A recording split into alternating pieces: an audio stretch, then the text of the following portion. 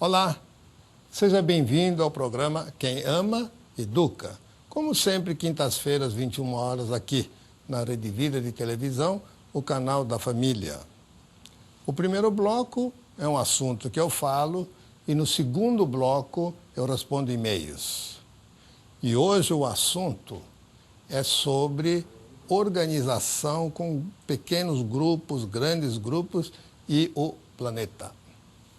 Começando pelo relacionamento a dois.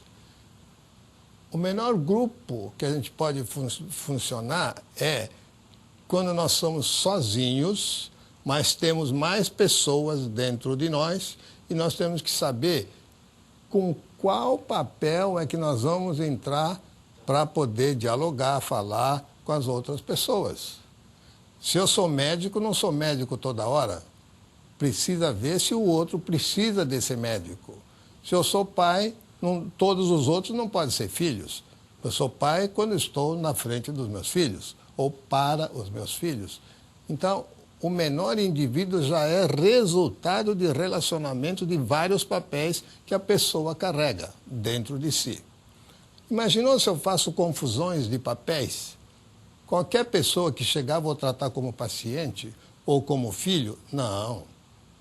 A minha adequação mostra que para eu progredir e atender o que a pessoa precisa, eu preciso que, primeiro, descobrir o que a pessoa quer de mim e se eu tenho o que ele quer para eu poder, então, no relacionamento, complementar, satisfazer as necessidades, tanto minhas, de querer me mostrar ou atender essa pessoa, e essa pessoa sentir-se atendida.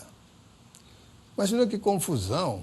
A pessoa precisa do médico e fala, não, meu filho, isso passa, fale com a sua mãe. O que o paciente vai achar de mim? Estraga a minha carreira e eu não estou cumprindo a função de médico. Funcionei como pai. Só para mostrar uma pequena confusão dentro do indivíduo, como não dá certo. Todos nós temos que nos organizar. Imaginou um motorista de caminhão, daqueles gigantes, que não precisa respeitar nada, porque ele pode passar por cima de tudo, ele está a pé, sem caminhão. Se ele tiver aquele espírito de caminhão dentro da sua cabeça, ele vai querer atravessar em cima das pessoas. Primeiro que ele for passar por cima, vai dar-lhe uma fubecada e pronto, já vai posicioná-lo no seu devido papel de cidadão. Ele não é um caminhão. O caminhão é um instrumento que ele tinha nas suas mãos. Agora, um relacionamento a dois, um casal, por exemplo, se eles não se organizarem, eles não vão se encontrar como gostariam. Se cada um levar a vida que quiser, não vai, provavelmente, se encontrar nos momentos que um necessita ou que tem vontade. E com isso fica um casal desencontrado. Se gostam, mas não se encontram. Tem que pelo menos organizar no tempo, colocar como prioridade os pontos prioritários para o relacionamento. Se a prioridade é se construir, trabalhar, não pode dos dois, um só trabalhar e o outro ficar sempre grudado, controlando o trabalho, querendo que volte cedo, ter uma possibilidade de crescer no emprego, começar a ficar com ciúmes que ele está crescendo muito. Isso do lado da mulher. Ou a mulher quiser que o marido fique sempre em casa, né? Então, de repente, um atrapalha o outro. Então, precisa organização e prioridade. Agora, se cada um quiser fazer o que quiser, então não pode nem casar. Porque casamento é a primeira priorização que nós fazemos. Colocamos em primeiro lugar o relacionamento com a mulher. Se ela precisa, de fato, por algum motivo, eu tenho que dar um jeito de atendê-la no que for da minha parte, poder atender. E vice-versa. Agora, e se o grupo aumenta e tem crianças? Qual é a função dos pais com filhos pequenos? Por acaso não é atender nas necessidades o seu filho? Sim, é nas necessidades, porque se os pais não atenderem, não colocarem o nenezinho que nasceu como prioridade, o nenezinho vai poder ser atendido só quando os pais puderem, tiverem tempo, ficarem em casa. Esse nenezinho vai ser um abandonado dentro de casa. Então tem que ter prioridade. Agora, não é porque ele tem necessidade que o nenezinho vai mandar em casa. Ele tem que compor com a família, cada um com as suas obrigações e cada um com as suas satisfações. O pai, a mãe, não pode simplesmente fazer o que tem vontade se o nenezinho está chorando de fome. Agora, não é qualquer choro da criança que vai mandar nos dois. Porque a criança, ela não tem noção, ela chora por qualquer motivo. Fome, sono, irritação, algum incômodo físico, fralda suja, sabe? Ela não sabe falar. E se os pais não entendem o que o nenê precisa, atrapalha o relacionamento. Um exemplo. Nenê, assim que nasce, precisa só se alimentar e dormir. Mamou, arrotou, trocou fraldas, vai dormir na caminha. Colo não é lugar de nenê dormir, não. E não é porque chora que tira da caminha já começa a carregar. Porque isso os pais estão ensinando o filho que para o nenê, que o lugar de nenê dormir é no colo. E está ensinando que a caminha não é lugar de ficar, porque se ela acorda, a mamãe logo pega. E depois vai reclamar que nenê não dorme, que aprisiona todo mundo com aquelas olheiras. Um casal novo, começo de vida, que seria radiante, já começa pesado, irritado, rendendo menos, atrapalhando a vida dos adultos. Portanto, conhecimento é fundamental para se estabelecer as regras. Na convivência, então, tem que ter priorização e regras. Regras é, cada vez que o menino mamou, arrotou, fralda limpa, caminha. Por mais disponibilidade que tenha que dar o berço, o colo, não deve dar. Então a mulher não pode, o marido vai dar colo? Também não é para fazer isso. É bercinho, o melhor lugar do mundo para o nenê dormir é o bercinho. Agora, para cumprir isso, precisa ter um acordo entre os dois. Isso é a sua organização. E segundo, disciplina para poder cumprir. Porque o desejo, quando a gente vê uma criança chorando, é logo pegar no colo. Porque para isso que estão os pais, para não deixar o filho sofrer. Mas ele não está sofrendo porque está sofrendo, não está chorando porque esteja sofrendo. Ele está chorando porque está estranhando. Ele não aprendeu ainda que colo é diferente de bercinho. Colo tem uma finalidade e bercinho tem outra finalidade. Se ele confundir os dois, a família está perdida. Aí ele cresce, vira adolescente. E aí, então, a criança começa a acostumar que se ele chorar, o mundo muda. Ele vai para a escola, chora na escola porque quer que a escola mude. A escola não muda, aí os pais vão para a escola reclamar que o filho está reclamando da escola. Como? Se um filho vai para uma organização, um clube, uma escola, um país diferente, lá tem regras. O filho é que tem que se adaptar às regras e não o mundo, o clube, a escola se adaptar ao nosso filhinho porque ele quer ficar sozinho, mandando em tudo. Não existe isso. Então, se você quer ter um filho cidadão, que seja respeitoso e que ele também exija ser respeitado, você precisa ensinar que qualquer grupo tem que ter, primeiro, organização, Segundo, conhecimento para as regras que vai estabelecer. E uma vez estabelecido, tem que ter disciplina para cumprir. Porque aquele que não cumpre disciplina, em geral, é aquele que tumultua qualquer grupo. Observa você, professor, em sala de aula, quem não tem disciplina, como atrapalha as aulas. Observa você, empresário, se seu funcionário não cumpre a tarefa dele, como isso vai formando um cacho que atrapalha como se fosse uma pedra numa engrenagem.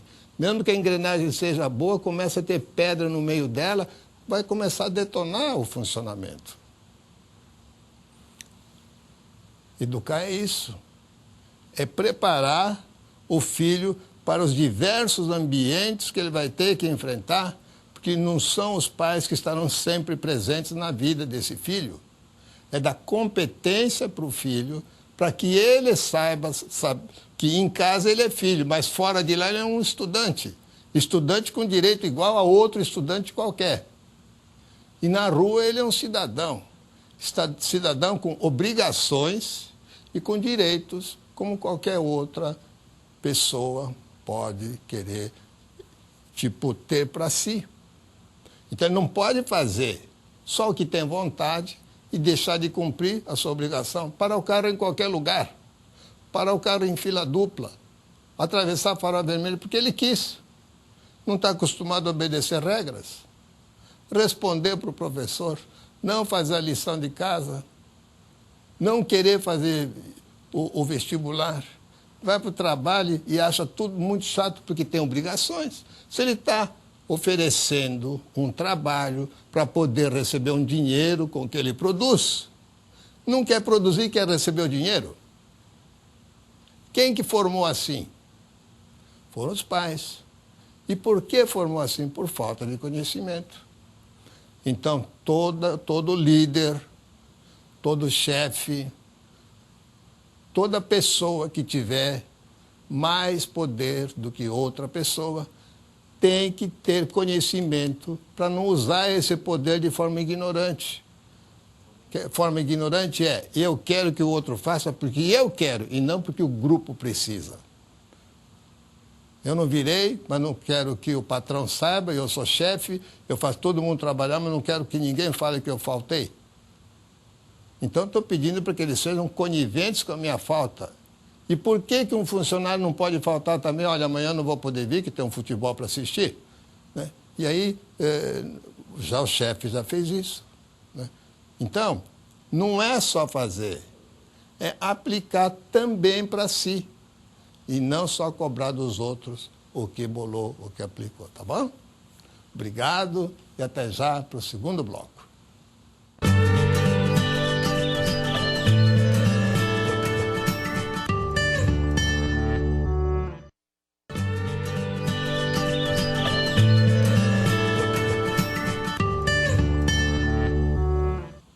Olá, seja bem-vindo ao segundo bloco deste programa Quem Ama, Educa. Agora é hora de responder e-mails. No primeiro bloco eu falei sobre um assunto sobre organização, regras, disciplina. E, se você perdeu o primeiro bloco, entre no site da Rede Vida, que é esse que está embaixo, ó, www.redevida.com.br. E vai no menu e aí você acha o programa de hoje, tá bom? E de alguns dias atrás também. O primeiro e-mail que eu vou responder vem da Ana Lúcia. E ela diz que todos os meus programas têm ajudado muito. Que bom, que bom. Ela foi mãe muito cedo e criou o filho com toda a proteção que podia dar e acabou não deixando andar com os próprios pés. Agora tem 29 anos e muitas dificuldades. E sinto culpa. E o que eu posso fazer para ajudar? Sem interferir tanto. Primeira lição que todos os educadores teriam que aprender é: pais e professores abrem as portas do mundo, mas quem tem que entrar é o aluno, é o filho. E nunca os pais. Pelo que você está falando, além de você entrar junto, eu vi que você entrava antes para pesquisar se está tudo normal para o seu filho poder frequentar. Então, desse jeito, ele não criou as condições que ele vai precisar. Então, é importante que você abra a porta para amizades, não é você que tem que chamar, mas comece falando para ele que ele tem que trazer um amigo para almoçar. Todas as pessoas conhecem as falhas da própria casa e ficam com medo que a outra pessoa perceba. E por isso não recebe ninguém. Então, lembra o seguinte, cada um vive como pode. A pessoa vai aprender a receber dentro dele o quanto vocês estão recebendo bem, não importa a simplicidade ou não da casa. Então, convida um amigo. Provavelmente, se ele se sentir bem recebido, ele também vai convidar o seu amigo. Aí o amigo tem amigo, e daí é que vai surgir uma possibilidade, ele com 29 anos, até de namorar. E não adianta você querer que ele namore com uma garota que você escolheu. Quem vai namorar é ele. No máximo que você pode fazer é apresentar, mas só que isso virou mico. Quando você apresenta, a garota perde a chance, porque o rapaz já não quer mais. Virou um costume que garotas que os pais apresentam, o filho nem olha. Então, veja só, pratique isso que eu falei. Pais abrem a porta do mundo, porém quem entra nesse mundo é o filho, tá bom? Para isso tem esse livro aqui, Família de Alta Performance, que eu falo sobre filho único e que algumas regras podem ser aplicadas, porque sem conhecimento não dá para aplicar regra nenhuma. E depois ninguém sente falta do que não conhece. E só conhecendo para sair desse ciclo vicioso que foi criado. Ana Lúcia, de Goiânia, tem um filho único de 11 anos. E teve uma crise de choro por ser filho único. Na escola houve colegas dizendo que ele tem irmãos. E aí ele fica chorando de vontade de ter irmãos. E aí a mamãe se sente culpada, por que não dei um irmãozinho para ele? Não é ele, filho, que vai ter que mandar na sua vida. Quem sabe da adequação e possibilidade de ter filho não é você, e não ele que vai pedir. Porque quem tem irmãos, às vezes, acontece o contrário.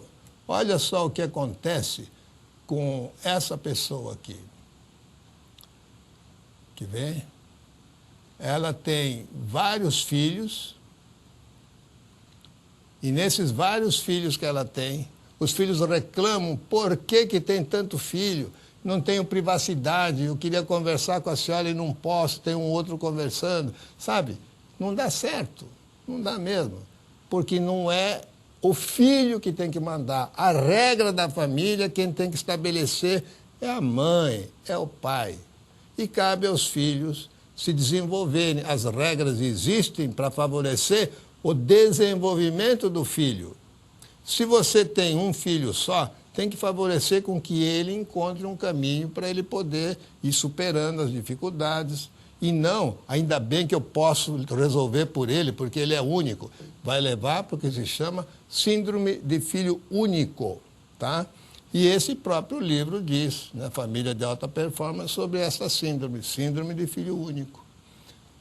O Fabiano de Cristo é professor de economia de uma faculdade no Vale de Itapecuru, no Maranhão.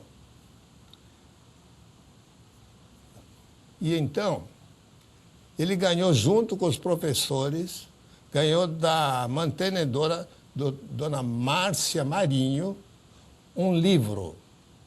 Chama-se Pais Educadores de Alta Performance. É esse livro aqui, ó, que ele ganhou. Ao ler o livro, Fabiano se sentiu reciclado e disposto a melhorar a metodologia de ensino, bem como procurar criar novos estímulos aos alunos. O professor Isami está de parabéns pela joia que lançou para benefício da educação e quebra de paradigmas. Eu estou lendo, passando esse e-mail para vocês, principalmente para agradecer ao professor Fabiano essa manifestação de retorno, porque ele é emblemático. Isso representa tantos outros professores que também estão melhorando no seu papel de professores, estão conseguindo melhores resultados. Eles voltam assim como se fosse com um cérebro novo, porque quem ganha uma ideia mexe com todo o cérebro e esse cérebro já não volta para o tamanho original como era antes, sem aquele conhecimento. Então, eu tenho que agradecer à diretora ou mantenedora, que é a dona Márcia Marinho, que fez muito bem em dar, ao mesmo tempo, um presente que acertou ali em cheio nas necessidades que os professores têm. O melhor presente é aquele que muda a vida do presenteado. Muito obrigado para vocês dois, por toda a escola. A Maria Eliane Barbosa tem um filho de 21 anos que assistiu a palestra em Maceió. E aí, no dia seguinte, quando ela foi sair, o filho meu no sono falou: mãe, espera aí. E tirou da sacolinha dele 2 livros e deu de presente para a mãe. E a mãe diz assim, foi o dia, fiquei muito emocionada, estava assinado com dedicatória, ela ficou muito emocionada e muitíssimo feliz. E principalmente porque ele comprou até com o dinheiro dele. Então, ele comprou 2 bênçãos, não só para mim, mas para a família toda. Foi um dos dias mais felizes da minha vida. Não é à toa que eu chorei. Olha só o que faz um presente bem dado. Para quem precisa, é como a gente dá água para quem tem sede. Olha, você fez muito bem, aproveitou muito bem a palestra, porque já divulgou as ideias da palestra através do livro. Muito obrigado. E a Ana Lúcia assiste todos os meus programas, que tem ajudado bastante. Foi mãe muito cedo e criou com toda a proteção que podia. Aliás, esse eu já li aqui. Então,